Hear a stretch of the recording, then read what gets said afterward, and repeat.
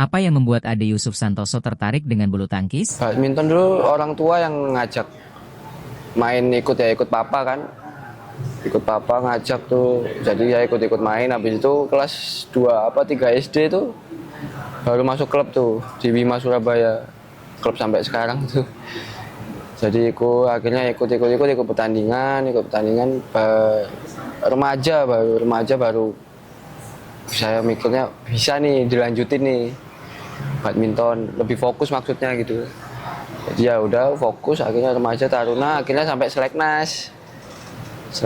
Habis itu waktu itu seleknasnya bukan diadu gini, jadi ranking 1 sampai 8 apa 10 gitu, disuruh latihan di pelatnas. Dilihat per 2 minggu. Ya kebetulan saya lanjut sampai akhirnya dipanggil sama pelatnas. Sejak kapan Ade Yusuf Santoso mulai masuk PBSI? 2012 awal. Sampai yang pertama sampai 2015 akhir. 2016 di luar 1 tahun. 2017 awal masuk lagi. Keluarnya waktu itu saya sakit. Saya ronsen apa segala macam, ada masalah di paru-paru, ada flek apa segala macam. Ya udah kan, saya kan udah ya ini ya mau nggak mau saya oke aja keluar. Tapi waktu itu PBSI masih mau mantau sampai 6 bulan. Segala pengobatan kan juga kan PBSI semua gitu kan, laporan ke PBSI. Tapi sampai 6 bulan, habis sampai 6 bulan Juni 2016 itu PBSI, saya nggak bisa pertandingan kan Om, SI-nya kan masih di PBSI. Saya minta ke PBSI, minta tolong keluarin surat keluar aja, saya bisa main sirnas lagi, bisa main ini lagi gitu. Akhirnya udah keluar suratnya keluar, udah habis itu saya main sirnas lagi. Main itu kalau nggak salah dulu bareng Frankie sama Sabar tuh. Frankie sama Sabar itu habis itu 2017 awal. Koeri chatting sama Bang Hasan yang chatting. Yok, katanya. Senin latihan ya di Cipayung. Ngapain Bang, saya bilang gitu. Enggak, ini dipanggil lagi katanya. Udah, alhamdulillah. Atas dasar ya itu ya banyak masukan dari senior-senior sih Om, yang bantu kayak Kosinyo, Bang Hasan, Kohendra waktu itu kan. Dia ngomong, ini Doyok masih bisa lah, masih ini oke lah asal mau berubah ya gitu. Akhirnya Koeri luluh, tadinya udah nggak mau lagi. Prestasi tertinggi saat di pelatnas di tahun berapa? Apa saja?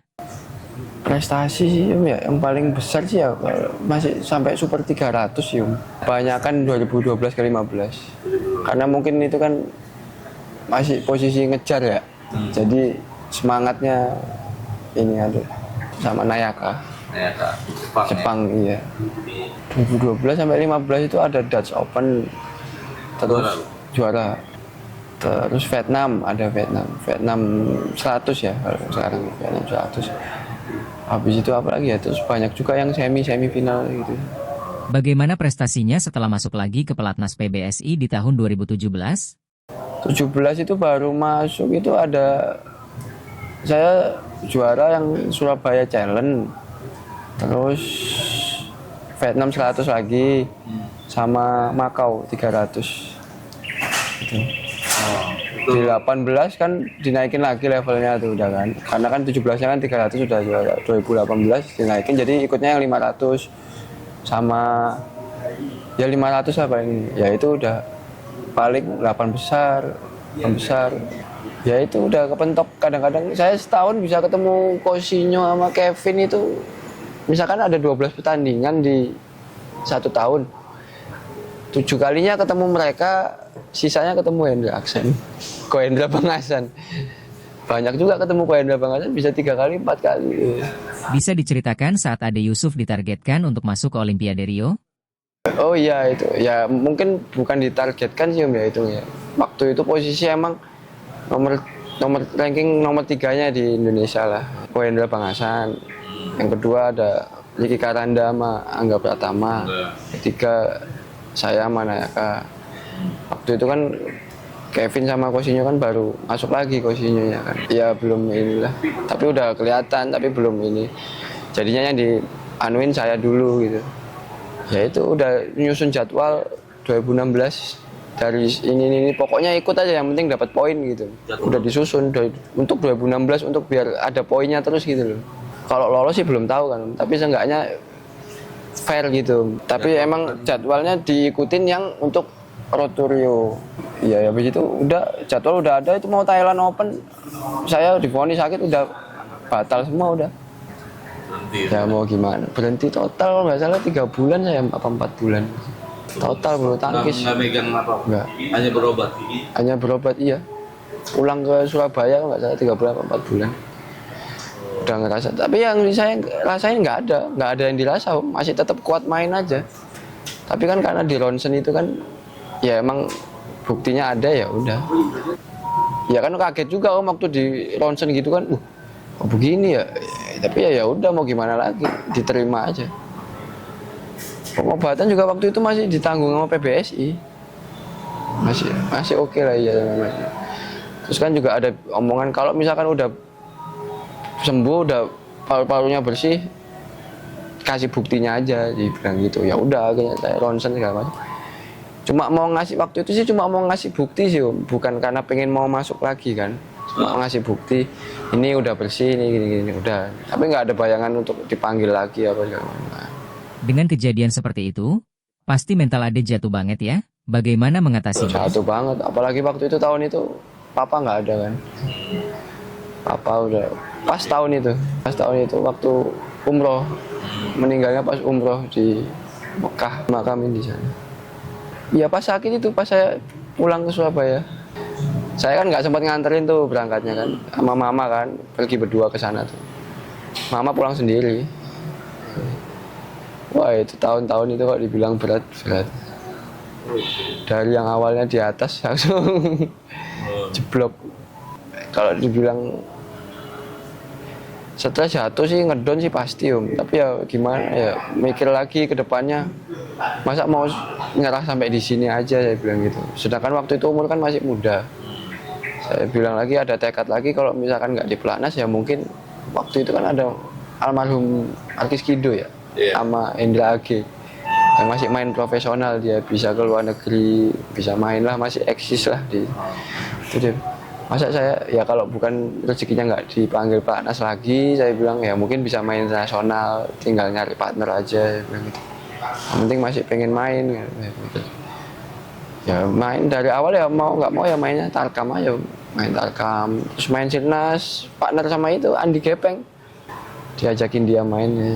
Ya kalau Sirnas ketemunya Frankie Sabar, almarhum Kido sama Hendra AG. Apakah sejak ikut-ikut Sirnas dan Tarkam itu, Ade Yusuf mulai dilirik PBSI lagi?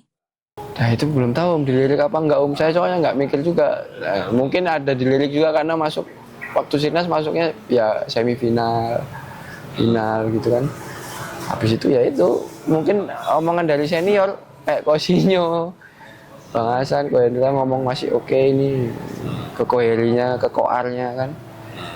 Udah akhirnya dipanggil lagi. Oh dari pertama masuk aja saya dicuekin sama Koheri. Oh iya. Mungkin masih marah kali karena nggak bisa jaga kondisi. Oh, Iya. Ya akhirnya ya pelan-pelan lah ya udah. Sayangnya sejak masuk PBSI rezeki Ade Yusuf ketutup ya sama yang lain? Ya hitungannya sih bukan ketutup, mungkin ya gimana ya, saya masuk lagi aja udah seneng kan, maksudnya ya emang latihan juga tiap hari, tetap pengen ada lah, tetap pengen rasa ngalahin mereka kan. Ya, tapi ya emang rezekinya udah sampai situ. Sejak itu, Ade Yusuf memutuskan keluar dari PBSI tahun 2000. 2020 pertengahan saya ngundurin diri. Jadi waktu itu udah ada omongan pengurus terakhir All England berangkat. Jadi ya mungkin, jadi ya udah. Habis itu saya mikir nggak ada pertandingan juga, saya bilang. Terus saya di asrama waktu itu kan ada karantina, yang nggak bisa pulang dari All England kan, semua belum boleh pulang rumah langsung. Di karantina lama di asrama.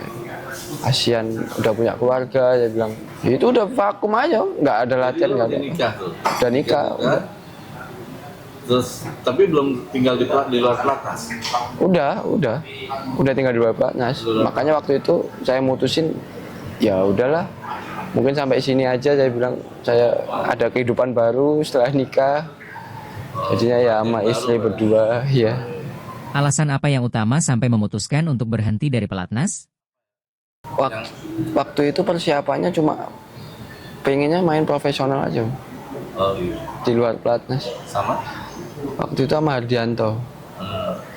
Ternyata nggak ada turnamen kan. Waktu 2020 ada 2021 turnamen. Tapi waktu itu kan pusing harus 2 minggu dulu sebelum pertandingan udah nyampe di negaranya kan, karantina dulu, udah aman. Itu kan semua kan butuh biaya sponsor juga. Terus saya bilang, gimana saya bilang, berat lah kalau gitu. Soalnya kan pasti lebih banyak biaya juga Berangkat 2 minggu sebelum tandingan, terus pulang juga harus ini kan segala macam, hotel harus ikut official hotel biar satu ini kan, kayaknya waktu di Bali itu kan, ya itu semua nggak bisa milih yang opsi yang terbaik lah gitu. Jadi ya udah nanti aja dulu, tunggu normal dulu semuanya kayak seperti biasa gitu loh. Pertandingannya kan yang nggak pakai karantina, nggak pakai. Nah ya itulah, tapi akhirnya ketemu sama KJA itu, Kovendi itu. Akhirnya dia mau sponsorin lah, istilahnya bantu buat pertandingan. Akhirnya saya sama Alfian Eko tuh. Kalau nggak salah udah ranking 75 waktu itu. Merintis lagi ya. Di BWF? Iya, BWF. Sama Alfian Eko. Dengan nama klubnya KJA? Dengan yang sponsorin KJA itu. Yang sponsorin KJA? Iya. Soalnya kan sempat lumayan juga sempat 100 bisa semi, bisa final, challenge, bisa segala macam.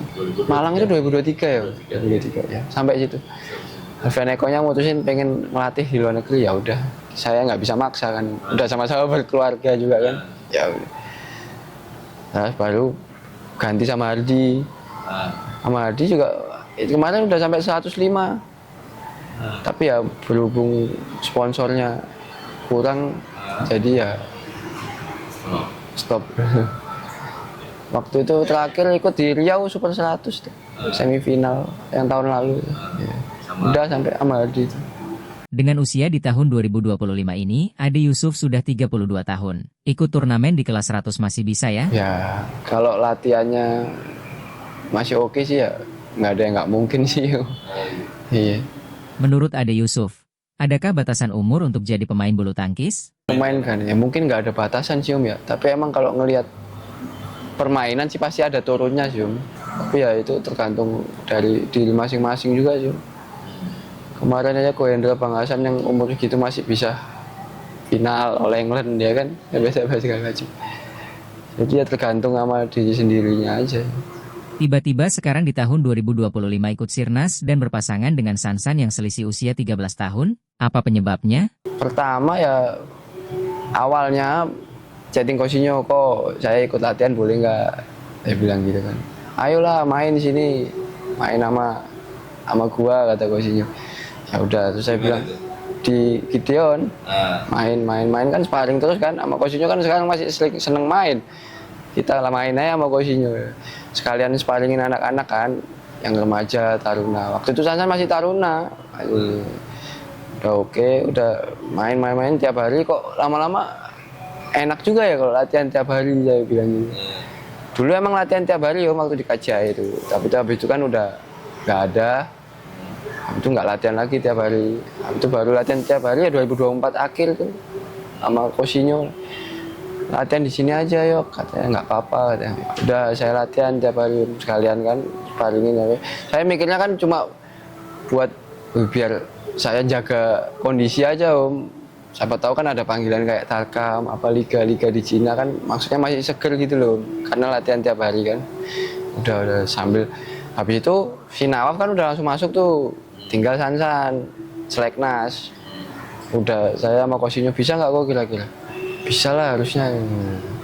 Ya tapi ya nggak sesuai ekspektasi kan, mungkin belum rezeki kan ya. Akhirnya 2025 baru awal lagi, bingung Sansannya mau tetap main mix apa main ganda. Habis itu kemarin tuh kalau nggak salah Cousinho ngobrol dulu sama Sansan tuh, sama Ojan kan, mereka bertiga. Saya kaget juga, saya kan lagi duduk di dalam tuh sambil main kan, habis main duduk. Tiba-tiba masuk lagi Cousinho sama Ojan bilang, kira-kira mau nggak ya kalau bantu partner Sansan, dia bilang gitu. Dia bilang, saya siap aja kok, dia bilang gitu. Sejak dipasangkan Marcus Fernaldi Gideon untuk berpasangan dengan Sansan Herdiansyah, bagaimana menanggapi perbedaan usia yang jauh ini? Ya ada plus minusnya ya. Plusnya tenaganya lebih gede daripada saya. Masih muda kan, masih cepat. Ya mungkin minusnya ya mungkin masih menggebu-gebu, terus banyak yang harus diperbaiki lah di Sansannya. Kalau saya juga banyak yang harus ditingkatin lagi juga kalau misalkan masih mau nyampe ke level naik lagi. Harapan apa yang diinginkan dengan berpasangan Sansan Herdiansyah? Kalau intinya sih di prestasi. Kalau di prestasi itu udah nyakup satu kan. Bisa dipanggil pelatnas, Sansannya kan. Prestasi juga bisa. Kalau misalkan bukan rezekinya masuk kan bisa prestasi kan bisa kayak misalkan profesional kayak Reza Sabar. Gitu. Kalau Sansan dipanggil ke pelatnas, nanti Ade Yusuf berpasangan dengan siapa? Ya, saya nyantai aja, latihan lagi, nemenin Cousinho main aja sambil ngopi. Saya kan ikut seneng juga bisa bantu.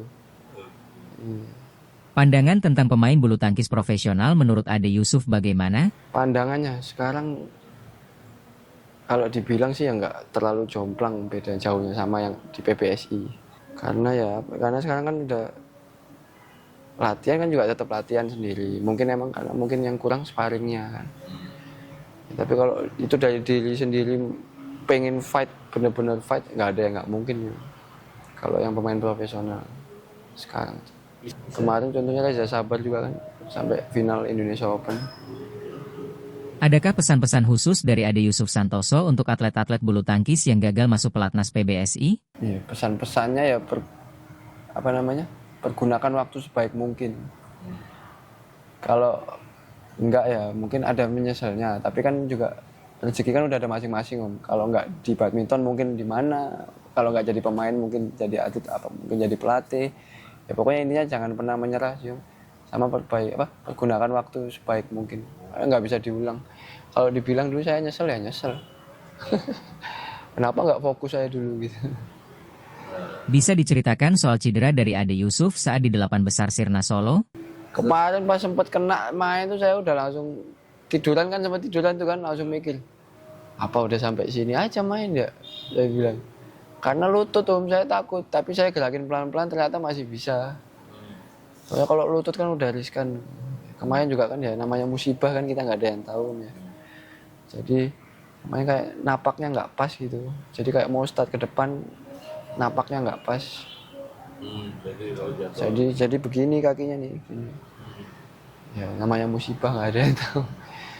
Padahal ya maksudnya lagi enak main kan. Sekarang peraturannya harus tunggu interval 11 sama terus kalau pindah tempat baru boleh ditangani. Tapi semprot sendiri kan? Semprot sendiri pun kemarin juga dimarahin Om kalau nggak interval. Oh gitu. Makanya saya juga bingung. Jadi luka cedera. Terus nggak boleh. Tetap harus lanjut main. Tetap harus lanjut main. Tunggu 11 interval atau pindah tempat. Dikira bohong kali. Nah itu nggak tahu. Tapi kan harusnya kan umpire kan harus bisa ngelihat juga. Ini cederanya beneran nggak? Ini parah nggak? Gitu. Harusnya kan bisa gitu. Mungkin yang diperbaiki harus di situnya sih. Harusnya semua keputusan dari wasit sih. Kalau wasit bilang emang perlu ditanganin ya harus ditanganin. Masa mau dibiarin gitu?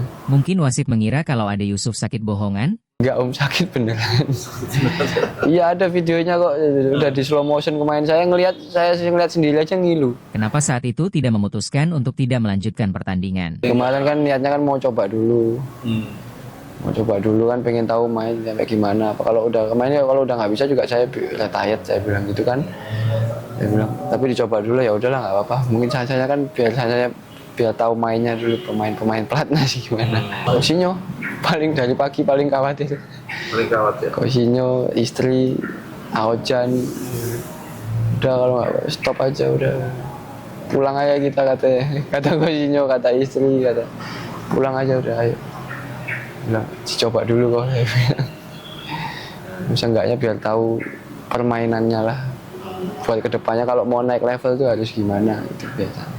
Dan ternyata nggak bisa dipungkirin. Emang kalau lutut emang apa ya, tumpuan ya apa sih ya namanya, intinya ya kalau jadi gerak nggak leluasa. Di mana sih yang sakit Pak? Sini. Sampai belakang ini. Ya mungkin ini pulang mau periksa dulu ya. Tapi semoga nggak kenapa-kenapa. Tapi kalau ngelihat masih bisa jalan, masih bisa ngelangkah, masih oke lah. Kalau udah parah kan udah nggak bisa gerak. Saya ada semua yang ngilu, saya liatin ngilu. Kosinya kan saya udah kirim udah. Udahlah cukup, stop aja kata Kosinyo. Kata istri juga kalau nggak bisa udah jangan dipaksa. Masih banyak kedepannya pertandingan katanya. Iya, ya. Susah ya kalau ngomong dari hati jiwa. Sepertinya istri Ade Yusuf support banget ya untuk main terus. Disuruh luar negeri melatih aja Mas, dia bilang kalau masih bisa main coba, pengen lihat. Mungkin dulunya belum puas lihat main. Klub Ade Yusuf sekarang ada di mana ya? Ya kalau SI-nya kan masih Bima. Kemarin saya minta surat keluar nggak digubris-gubris. Tapi kemarin kan baru meninggal juga tuh Om Ferry tuh, Ferry Stewart. Iya. Itu kan yang dari dulu kan emang itu. Kemarin ngobrol-ngobrol segala macam apa segala macam. Ya emang klubnya udah vakum sih. Makanya ini mau gimana-gimananya nanti dipikirin lah. Ya itu kan Kosinyo yang sponsorin. Ya kan saya juga tiap hari dikasih fasilitas latihan Iya. tinggal datang latihan doang kan, siapa yang nggak mau. Itu kan perlu kan, kalau kita nggak latihan juga jaganya gimana. Adanya sekarang masih bisa sampai 32 tahun ini ya, kemarin latihan tiap hari di Gideon, meskipun nggak terlalu intens kayak gimana ngikutin anak-anak yang remaja taruna kan, seenggaknya ada aktivitas latihan tiap hari itu ngaruh kalau buat saya ya.